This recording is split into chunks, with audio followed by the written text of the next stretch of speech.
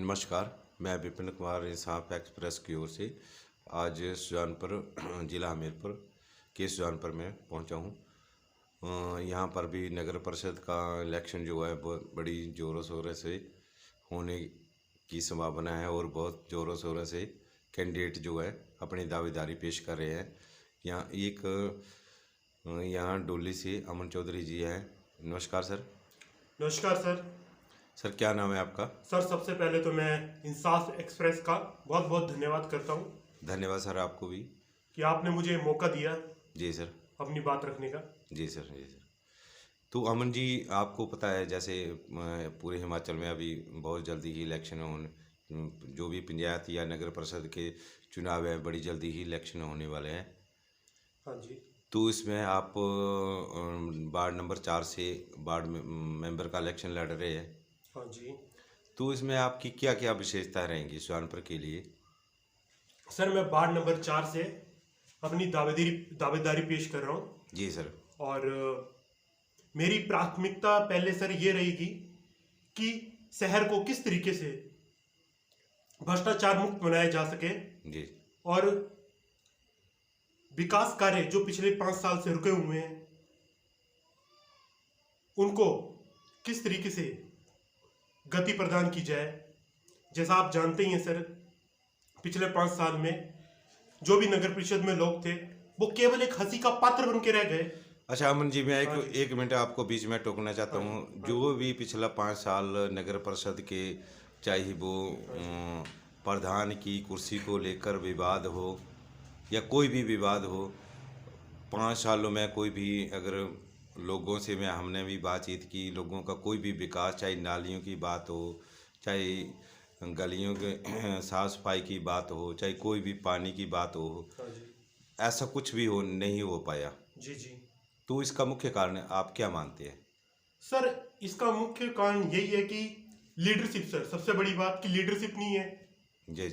यहाँ पे सर एक अनार और 100 बीमार वाली बात है।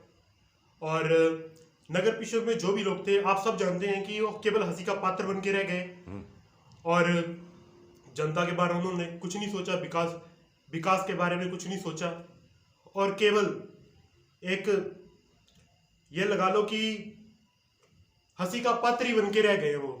अच्छा अमन जी, आप एक युवा नौजवान पढ़े लिखे व्यक्ति है। हाँ जी। आपके साथ युवा भी बहुत ज़्यादा जुड़े होंगे। हाँ जी। तो आप युवाओं के लिए या कोई भी है बुजुर्ग, इनके लिए आपकी क्या क्या, या सुजानपुर के शहरी विकास के लिए आपकी क्या क्या मुख्य विशेषताएं रहेंगी? सर सबसे पहले तो हम बात करेंगे, सुजानपुर जो शहर है वो महाराजा संसार चंद की ऐतिहासिक शहर है जी।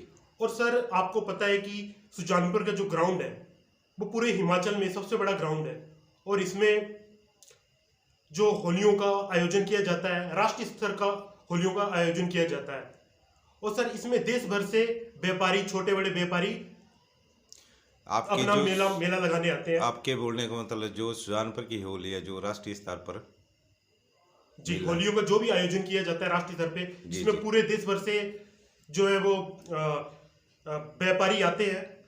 तो सर ये जो होलियों का मेला जो आयोजित किया जाता है, ये देखा जाए तो मुख्य रूप से राजा और प्रजा के बीच के जो प्रेम का जो संबंध था जी जी वो था सर। और आज की डेट में ये केवल एक बिजनेस बन के रह गया है सर।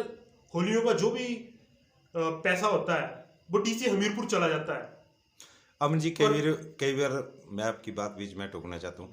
कई बार लोगों की जो व्यापारी लोग हैं, छोटे मोटे, चाहे रेडी फेडी वाले, जो भी अपना काम धंधा करने के लिए होलियों के मेले में आते हैं, कई बार उनको जगह की समस्या होती है, कई बार पार्किंग की समस्या होती है।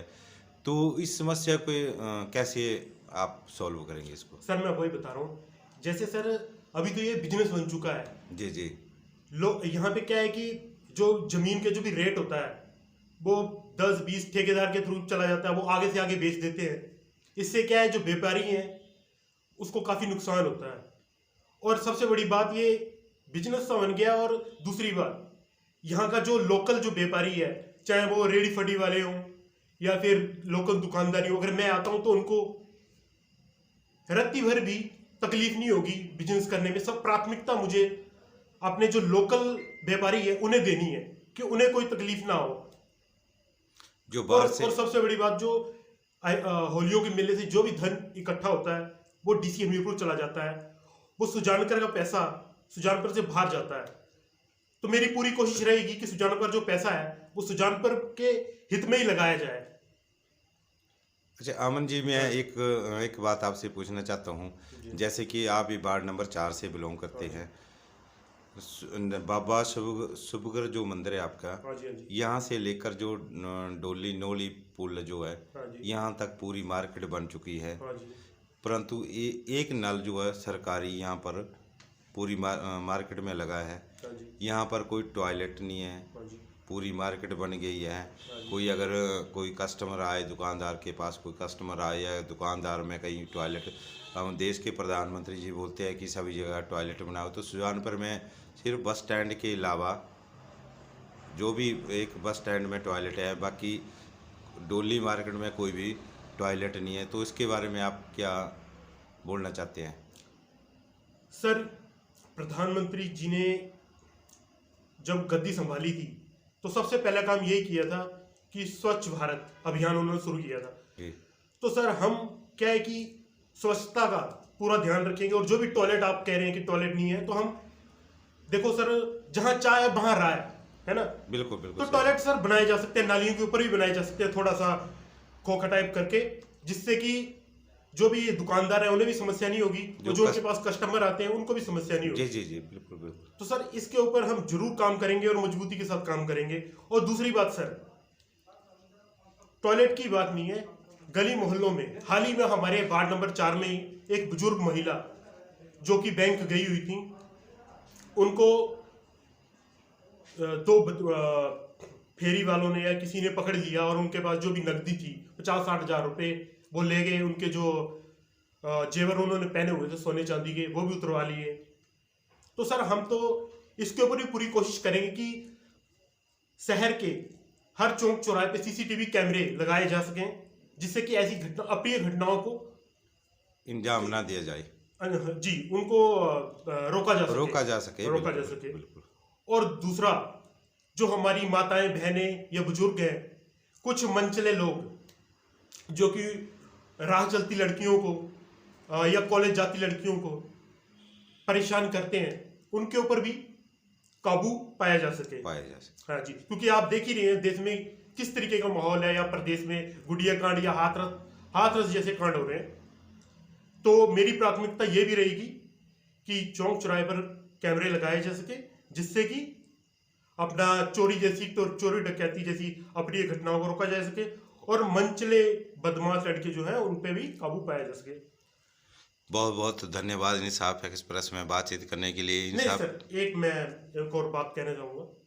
दूसरा सर, हमारा जो सुजानपुर का बस अड्डा देखा जाए तो वो काफ़ी कंजेस्टेड है सर। बिल्कुल बिल्कुल हम जी, आपने बहुत अच्छी बात की। सुजानपुर का बस स्टैंड का जो बड़े जी, मैं सर 50 साल पहले भी वैसा ही था और 50 साल आज भी वैसा ही है। बिल्कुल, तो बहुत ज़्यादा कंजेस्टेड है, और उसमें क्या है कि दुर्घटनाएं होती रहती हैं।